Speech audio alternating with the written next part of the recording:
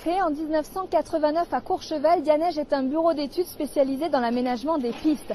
Stations, entreprises et collectivités font appel au savoir-faire de cette société pour concevoir des pistes en elles-mêmes, mais également étudier les questions d'enneigement. Des exemples concrets en images.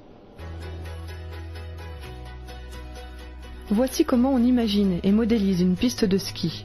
Si le produit fini est présenté en animation 3D, les premières esquisses se font sur le papier.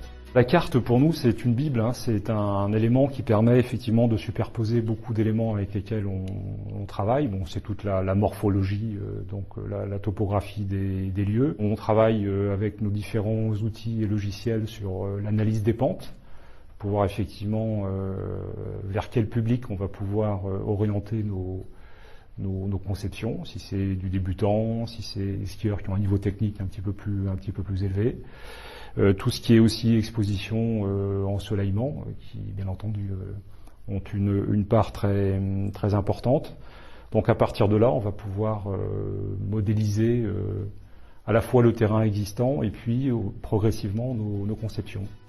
Imaginer, concevoir, composer, apporter à chaque site une signature, c'est le rôle de l'entreprise Dianeige. Exemple, avec le projet de restructuration des pistes pour la station de Peyragudes dans les Pyrénées, avec un cahier des charges spécifique.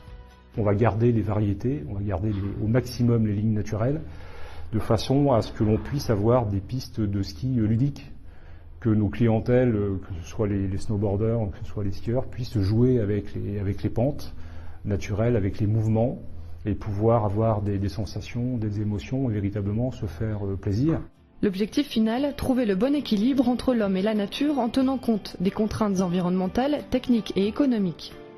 Aujourd'hui, l'évolution des techniques et des infrastructures permettent de mieux harmoniser l'activité humaine et son environnement. 3-4 téléskis disparaissent au profit d'une seule remontée mécanique qui devient moins disante aussi en termes de pylônes. Donc on a, je pense, aujourd'hui trouvé un juste milieu entre des zones à sanctuariser, à préserver et d'autres sur lesquelles l'homme peut être présent. Ce bureau d'études souhaite diversifier ses activités et permettre ainsi à ses clients de mutualiser espace et investissement sur 4 saisons. Un moyen également de réduire les coûts d'investissement qui diffèrent selon le projet des clients. Ça peut être quelques dizaines de milliers d'euros, comme des centaines de milliers d'euros, voire plusieurs millions d'euros, tout dépend un petit peu de l'envergure et de la stratégie de chacun des projets. Si en France l'aménagement des stations est arrivé à maturité, Dianeige réalise 80% de son chiffre d'affaires à l'export. L'entreprise planche sur l'une des zones de Krasnaya Poliana qui accueille les épreuves de glisse au JO de Sotchi.